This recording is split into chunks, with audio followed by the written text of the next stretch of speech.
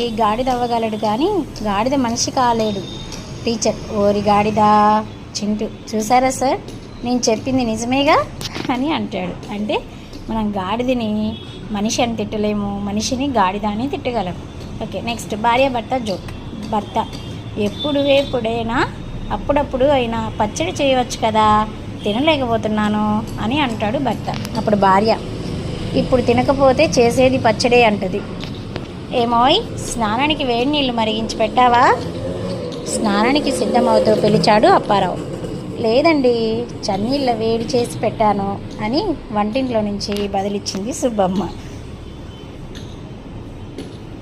ఎలా ఉందండి జోక్, నచ్చిందా? మెట్రోలో ఒక వ్యక్తి హఠాత్తుగా పరిసిపోయిందని కేక పెట్టాడు. అందులో 10,000 మంది ఉన్నాయి, అతనికి ఇచ్చేస్తే 500 ఇస్తానన్నాడు. నాకు ఇస్తే 1000 రూపాయలు ఇస్తానన్నాడు మరో వ్యక్తి. ఎవరికి